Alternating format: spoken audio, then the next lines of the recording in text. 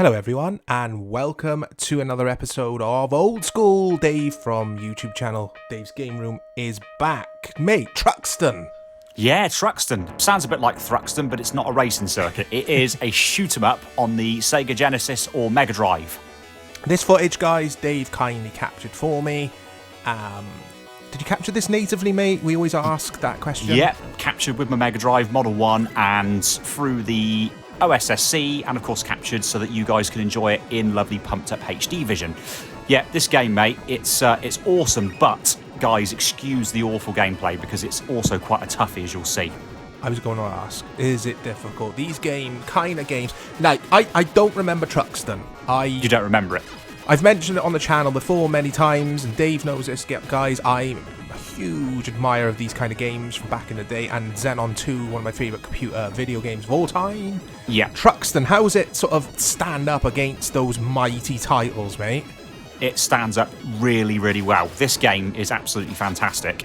And it was actually a toss-up between this and another shoot-'em-up that both you and I played and loved on a different system. But I thought I'd choose this one because it's not one people talk about, other than you and me, all that much. And it's actually a game that I found out about because of another YouTuber and another YouTube channel, which unfortunately he doesn't do videos anymore about retro games, which is a big shame.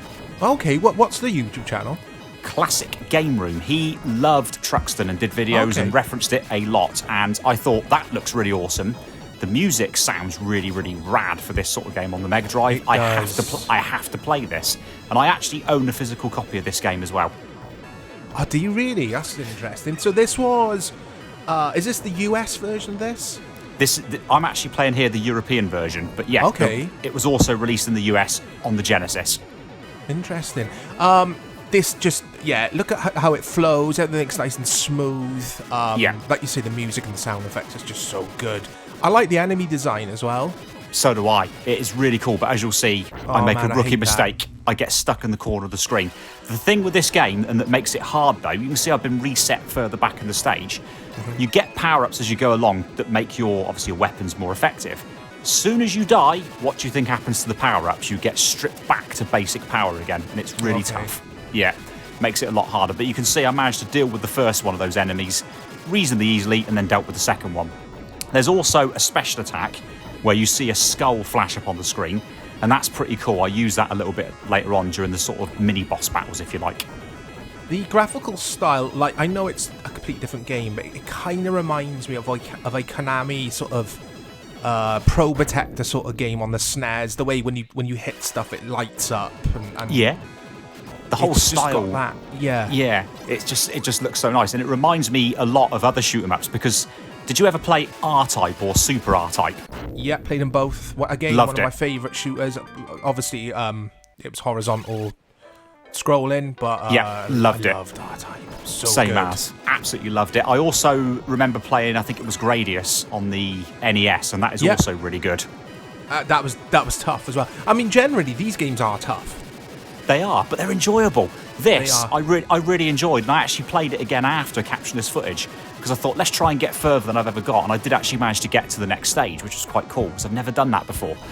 But this, again, has that brutal difficulty of another game that we're going to cover, and it's one that you absolutely love, and in fact, Mike, you introduced it to me when you came to my game room all those years ago for the first time.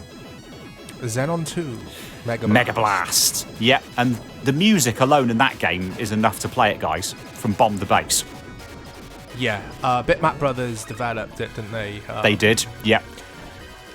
Another classic. Well, it's not a classic. It's probably a bit more like Truxton. It's not obvious. Was Super Axley or Axley on the SNES. Yeah. That was fantastic shooter, that was. It really used Mode 7. Yeah. There's also Raiden that came out on the PlayStation, and that was awesome. And that was also out in the arcades. Very similar in a lot of ways to this.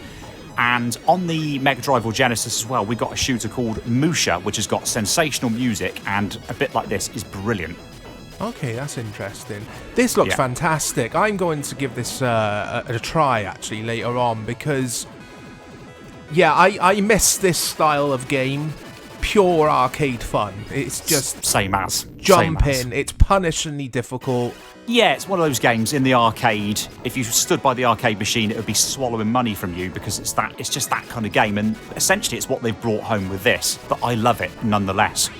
It's interesting having a Mega Drive shmup on this series. I can't.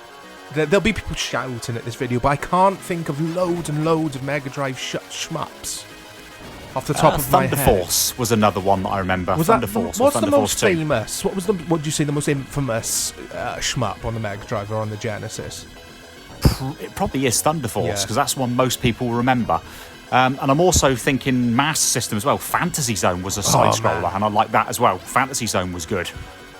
I'd say, though, the TurboGrafx maybe most Had famous for loads these. of awesome... Yeah, it had loads of awesome space shooters, that did. In fact, that's one we need to investigate and look into. We do, yeah. Find some proper, like, underground shmups that only, like, 8 people have played.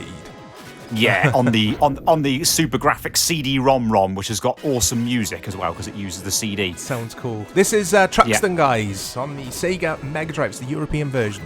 Thanks, Dave, and take care, guys.